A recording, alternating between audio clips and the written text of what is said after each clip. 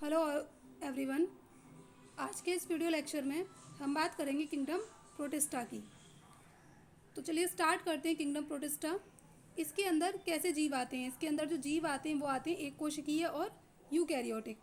एक कोशिकीय यानी कि जिनके अंदर केवल एक ही कोशिका है, ऐसे जीवों को हम एक कोशिकीय जीव कहते हैं, है ना। और वो जो एक कोशिका है वो बॉडी के जितने भी कार्य हैं, शरीर के जितने भी कार्य हैं वो एक ही कोशिका के माध्यम से हो रहे हैं, ऐसे जीवों को हम एक कोशिकीय जीव कहते हैं। साथ ही साथ कैसे ऑर्गेनिज्म आते हैं, यूकैरियोटिक। यू का मतलब क्या होता है, वेल। यू का मतलब होता है वेल। वेल का मतलब क्या होता है, अच्छा, ठीक है। यानी कि ऐसे ऑर्गेनिजम्स जिनके अंदर न्यूक्लियस अच्छा खासा विकसित है और साथ ही साथ उसके जो सहायक अंग हैं न्यूक्लियस के आसपास, यानी कि केंद्रक विकसित है कोशिका के अंदर, वेल डेवलप्ड जो केंद्रक है वो विकसित है, और साथ ही साथ उसके जो सहायक अंग हैं, जो कोशिका के सहायक अंग होते हैं। सहायक अंग कौन से होते हैं, जैसे कि एंडोप्लाज्मिक रेटिकुलम है, गोल्गी कॉम्प्लेक्स है, माइटोकॉन्ड्रिया, ये सभी क्या होते हैं, कोशिका के सहायक अंग होते हैं। तो वो वहाँ पर उपस्थित हैं। ऐसे जीव इसके प्रोटिस्टा के अंदर आते हैं, कोशिकी एक कोशिकीय हों और साथ ही साथ कैसे हों, यूकैरियोटिक हों। इसके अलावा इनमें क्या होते हैं, सीलिया और फ्लैजिला इनके अंदर होते हैं। सीलिया और फ्लैजिला होते हैं। ये यहाँ पर एक ऑर्गेनिज्म देख रहे होंगे आप, है ना। इस ऑर्गेनिज्म की बाहर की बॉडी पर, इस ऑर्गेनिज्म की बाहर की बॉडी पर क्या है, हेयर लाइक स्ट्रक्चर्स हैं। और ये जो हेयर लाइक स्ट्रक्चर्स हैं इन्हीं को हम क्या बोलते हैं, सीलिया। सीलिया कहते हैं। और फ्लैजिला क्या होता है, फ्लैजिला जैसे कि ये किसी कोई ऑर्गेनिज्म है और उस ऑर्गेनिज्म की बॉडी पर एक लंबा सा जो हेयर लाइक स्ट्रक्चर दिखाई देता है उसे हम क्या बोलेंगे, फ्लैजिला कहते हैं, सीलिया या फ्लैजिला। और ये किस में सहायक होते हैं, गमन में सहायक होते हैं। जैसे हमारे पास पैर होते हैं एक से दूसरी जगह जाने के लिए, वैसे ही इनके पास क्या होते हैं, सीलिया या फ्लैजिला होते हैं। साथ ही साथ ये कैसे होते हैं, स्वपोषीय और विषमपोषीय दोनों प्रकार के हो सकते हैं। स्वपोषीय ऑर्गेनिज्म कौन से होते हैं, जो अपना भोजन खुद बनाते हैं, उन्हें हम स्वपोषीय कहते हैं। विषमपोषीय कैसे होते हैं, जो अपना भोजन खुद नहीं बनाते, दूसरों के ऊपर निर्भर होते हैं, उनको हम विषमपोषीय कहते हैं। स्वपोषीय में कौन से आ सकते हैं, जैसे कि पौधे, वह स्वपोषीय होते हैं। विषमपोषीय यानी कि ऑलमोस्ट सभी जंतु इसके अंदर आते हैं विषमपोषीय के अंदर, ठीक है। क्योंकि आपको पता है पौधे किसी से भी, पौधे अपना भोजन खुद बनाते हैं। और विषमपोषीय यानी कि जो जीव हैं वो अपना भोजन खुद नहीं बना, जो जंतु हैं, सॉरी, वो जो जंतु हैं वो अपना भोजन खुद नहीं बनाते हैं, ऐसे ऑर्गेनिजम्स को क्या बोलते हैं, विषमपोषीय कहते हैं। अब इसके उदाहरण क्या हैं, इसके उदाहरण हैं एक कोशिकीय शैवाल, डायटम और प्रोटोजोआ, ठीक है। ये इसके एग्जाम्पल हैं। प्रोटोजोआ के अंदर आते हैं जैसे अमीबा है, पैरामीशियम है, ये सभी किसके अंदर आते हैं, प्रोटोजोआ का एग्जाम्पल है।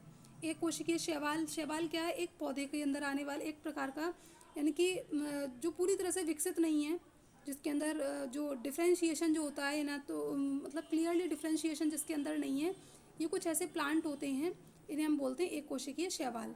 डायटम्स क्या होते हैं, कुछ ऐसे राउंड राउंड सा ऑर्गेनिजम्स का स्ट्रक्चर होता है, ये पानी में या फिर नदियों में तैरते हुए दिखाई देते हैं, इन्हें हम कहते हैं डायटम्स। अब नेक्स्ट हम बात करते हैं फंजाई की। फंजाई कैसा ऑर्गेनिज्म है, जो फंजाई के अंदर आने वाले जो ऑर्गेनिजम्स होते हैं ये इस किंगडम के अंदर, वो कैसे होते हैं, विषमपोषीय होते हैं। ये हमने अभी आपको समझाया कैसे, और साथ ही साथ कैसे होते हैं, यूकैरियोटिक होते हैं। और इनकी क्या खास बात होती है, ये सड़े गले कार्बनिक पदार्थों पर उगते हैं, इसीलिए हम इन्हें क्या बोलते हैं, मृतोपजीवी कहते हैं।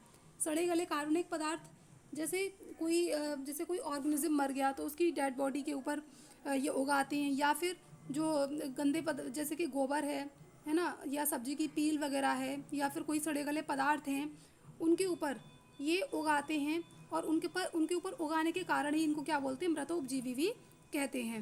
मृतोपजीवी इनको कहते हैं। इनमें से कई अपने जीवन की, जब इनकी विशेष अवस्थाएं आती हैं, कुछ इनके अंदर स्पेशल स्टेजेस होती हैं, जब ये अपनी, वैसे तो कैसे होंगी, एक कोशिकीय होती हैं ज़्यादातर, लेकिन जब इनकी कुछ विशेष अवस्थाएं आती तो ये कैसे हो जाती है, बहुकोशिकीय। बहुकोशिकीय किसे कहते हैं, जिसके अंदर बहुत सारी कोशिकाएं होती हैं। एक कोशिकीय किसे कहते हैं, जिसके अंदर एक कोशिका होती है, ठीक है। तो ये कभी कभी बहुकोशिकीय हो जाते हैं। नेक्स्ट इसमें आता है कि जो फंजाई है, इस फंजाई की जो कोशिकाएं होती हैं, फंजाई के अंदर मिलने वाली जो कोशिकाएं होती हैं, उसकी जो शेल भित्ति, उसकी जो कोशिका भित्ति है वो किसकी बनी हुई होती है, काइटिन की बनी हुई होती है। काइटिन नाम की एक शर्करा होती है जिसकी ये फंजाई या फिर कोशिका की भित्ति बनी हुई होती है, ठीक है। कोशिका भित्ति हमने बताई आपको, कोशिका जैसे ये कोशिका है, कोशिका के बाहर जो एक और एक्स्ट्रा लेयर होती है उसे हम कहते हैं कोशिका भित्ति। और ये जो कोशिका भित्ति है ये किसकी बनी हुई होती है, काइटिन की बनी हुई होती है, किसमें, फंजाई में या फिर कवक के अंदर, ठीक है। अब इसमें हम बात करेंगे सहजीविता की। सहजीविता क्या होती है? सहजीविता वो होती है दो ऑर्गेनिज्म जो पूरी ज़िंदगी भर, मतलब अपनी पूरी ज़िंदगी साथ साथ रहते हैं और एक दूसरे को फ़ायदा पहुंचाते हैं। उस रिलेशन को हम क्या बोलते हैं? सहजीविता कहते हैं। ऐसे दो ऑर्गेनिज्म जो हमेशा एक दूसरे के साथ साथ रहते हैं और दोनों एक दूसरे को सहायता प्रदान करते हैं, उसे हम कहते हैं सहजीविता। अब इसमें किस किस की सहजीविता होगी? यानी कि कवक की और शैवाल। कवक और शैवाल का रिलेशनशिप, मतलब कवक और शैवाल जो हैं ये एक, मतलब एक दूसरे के साथ एक अंतर संबंध बनाकर रहते हैं और उसी को हम क्या बोलते हैं? सहजीविता कहते हैं। कवक क्या करता है? शैवाल को घर प्रदान करता है। कवक क्या करेगा? रहने के लिए शैवाल को घर देगा, ठीक है। और जो शैवाल है ये क्या देती है? कवक को बदले में भोजन देती है। क्योंकि आपको पता है कि ये जो शैवाल हैं ये कैसे ऑर्गेनिजम्स हैं? इनके अंदर क्लोरोफिल होता है और क्लोरोफिल होने की वजह से ये क्या करेंगे? क्लोरोफिल होने की वजह से ये क्या करते हैं? सनलाइट के प्रेजेंस में फूड बना लेते हैं, यानी कि भोजन का निर्माण कर लेते हैं। अब इन्हें चाहिए घर, मतलब इन्हें चाहिए रहने के लिए घर, और कवक को क्या चाहिए? भोजन। तो ये दोनों एक दूसरे के साथ क्या करते हैं? अंतर संबंध बना लेते हैं और उसी संबंध को सहजीविता कहते हैं और दोनों एक दूसरे को जीवन भर क्या पहुंचाते हैं? सहायता पहुंचाते हैं, ठीक है। इसी को हम क्या बोलेंगे? सहजीविता कहेंगे।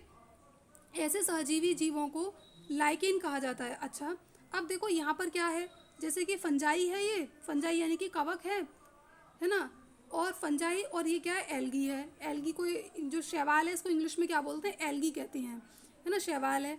अब इन दोनों से जो बनने वाली एक नई चीज़ होती है, जो कुछ नया इजाद हो रहा है, उसको हम क्या बोलेंगे? लाइकेन कहते हैं। इन दोनों का जो मतलब अंतर संबंध है वो तो सहजीविता कहलाएगा ही, लेकिन इनसे जो नया ऑर्गेनिज्म इजाद हो रहा है उसे हम क्या कहेंगे? लाइकेन, हम उसको कहते हैं। अब लाइकेन क्या होते हैं?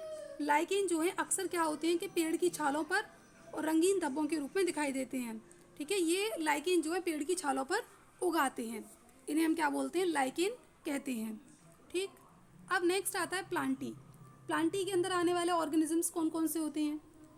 प्लांटी किंगडम के अंदर आने वाले ऑर्गेनिजम्स, इस वर्ग में कोशिका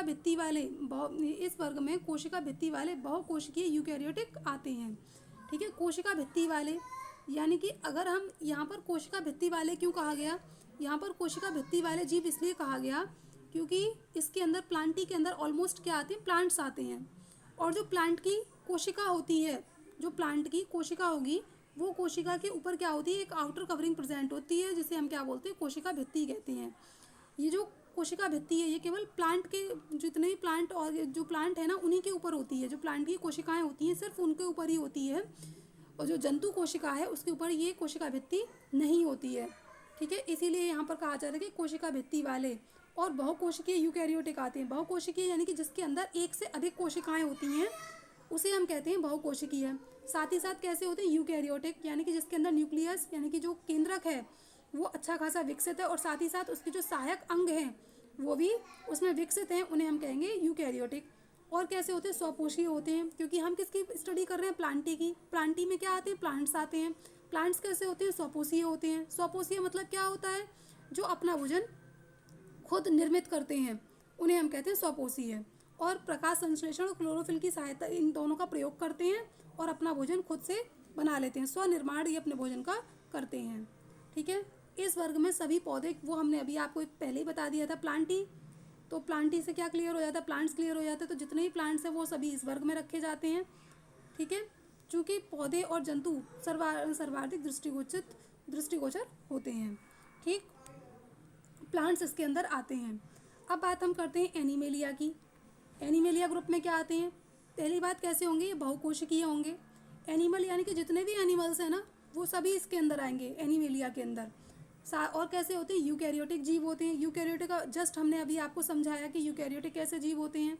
साथ ही साथ इनमें क्या होती है? कोशिका भित्ति नहीं पाई जाती है। जबकि वहाँ पर आपको क्या दिखाया था? प्लांट किंगडम में जो प्लांटी था, प्लांटी किंगडम में क्या बताया गया था कि वहाँ पर कोशिका भित्ति उपस्थित होती है, जबकि यहाँ पर नहीं होती है। यानी कि जो कोशिका है वो खाली होगी, इसके आसपास कोई बाहर आउटर कवरिंग नहीं होती है। जब आउटर कवरिंग इस टाइप की सेल में नहीं होती तो ये किस टाइप की सेल कही जाती हैं? यानी कि इन्हें हम कहेंगे एनिमेलिया में आने वाली कुछ सेल हैं, है ना। एनिमेलिया की सेल इन्हें बोलेंगे। एनिमेलिया जो किंगडम है उनकी सेल हम इन्हें कहेंगे। तो यानी कि इनकी जो कोशिकाएं होती हैं उनके ऊपर कोई भी भित्ति नहीं पाई जाती है, बहुकोशिकीय होती हैं, यानी कि बहुत सारी कोशिकाएं इनके अंदर होती हैं। यूकैरियोटिक जीव होते हैं, ठीक है। और इस वर्ग के सभी जो जीव होते हैं कैसे होते हैं, विषमपोषीय होते हैं। आपको पता है कोई भी ऐसा जंतु नहीं है जो अपना भोजन खुद बनाता हो, ठीक है। वो सब के सब किस पे निर्भर होते हैं, वो सब के सब पौधों पर निर्भर होंगे या किसी दूसरे ऑर्गेनिज्म के ऊपर निर्भर होंगे। ऐसे ऑर्गेनिज्म को क्या बोलते हैं, विषमपोषीय कहते हैं। और ज़्यादातर और सभी के सभी जितने भी जंतु हैं वो सब एनिमेलिया के अंदर आते हैं, और उनकी खास बात क्या है, वो विषमपोषीय होते हैं। तो दोबारा बता देती हूँ, पहला तो बहुकोशिकीय होंगे जिनके अंदर बहुत सारी कोशिकाएं होती हैं। यूकैरियोटिक होते हैं, यानी कि जिनके अंदर जो न्यूक्लियस है और केंद्रक है और उसके आसपास जितने भी कोशिकांग हैं वो विकसित हैं। ऐसी कोशिकाओं को यूकैरियोटिक कोशिकाएं कहा जाता है।